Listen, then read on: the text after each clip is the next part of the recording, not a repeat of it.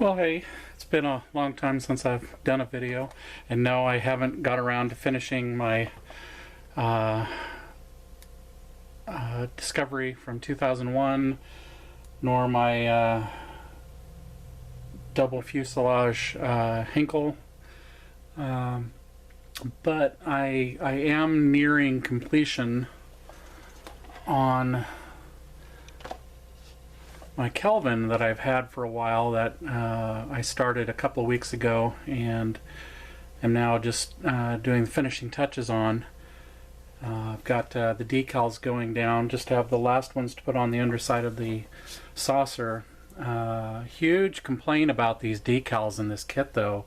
They're extremely delicate, very fragile, and even doing just the 10-second count on getting them damp enough to release, they're just a nuisance, just a complete nuisance.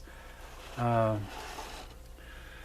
I've still got the gloss coat on this because I'm finishing up the decals, and I'll dull coat it.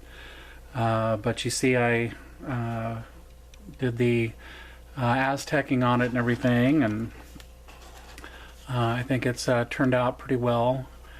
I wish this kit were a larger kit, something closer to the 1/350 scale, because I did a 1/350 TOS version of this that I've got videos on.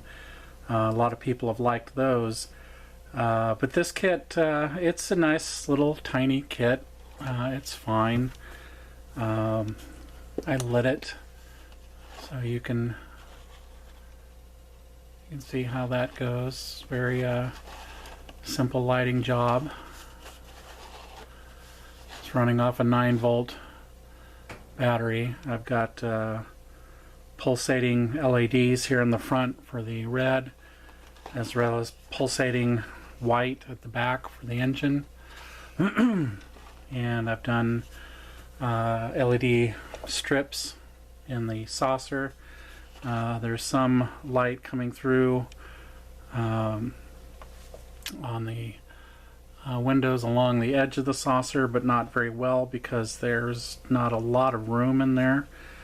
And then I did fiber optics up here on the top for these two rear-facing lights that you kind of see in the film version more. And then I just made use of canopy glue for the window elements for the BC deck, because I didn't want to have to try to mask that off when doing the final painting. But there's the Kelvin. But again, the decals for this just annoying as all get out. They behaved as if they were 20-year-old decals, just ripping and tearing. And luckily the kit comes with 2 sets. If it didn't have those 2 sets, I don't know what I would have done to get down the decals on this, because I needed both sets just to get one set complete. But what a terrible quality of decals for this model. Just really disappointing. But there's the Kelvin, and I'll have that done here shortly with the last decals going on the other side. But what I wanted to showcase right now in this video is this kit that I just got today, that I bought about a week ago, and it showed up really quick. I last had this very same kit when I was a kid. I've got the big kit that I'm still afraid to get started on, and that's why I ordered this little one to just kind of give myself a dry run on the smaller scale of it, to get my courage up for doing the larger scale one for it. But it's a beautiful kit. It did not come sealed, which is fine, but this just completely takes me back. I completely remember this kit as a kid, and all the fun I had playing with it. Full set here of the instructions, I forgot how many parts this came with, but I remember hand painting this as a kid, trying to get everything right. So much happier that I'm much more skilled now, because I'm going to do a lot more with this kit than I ever could have done as a kid. I will be lighting it, and I will be able to do the painting on the exterior as it should be done well, not the haphazard way I did it as a kid, which was just kind of good enough. So I'm really looking forward to this, and expecting it to turn out well. I like that everything is still sealed. Okay. And really just looking forward to getting this kit assembled. I think it's going to be a lot of fun.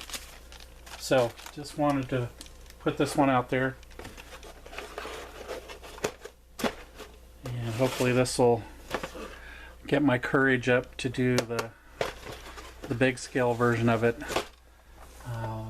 the Polar Lights kit, which is just huge. And then I'm just waiting and waiting on, because it's so intimidating to me, because it is such a large scale.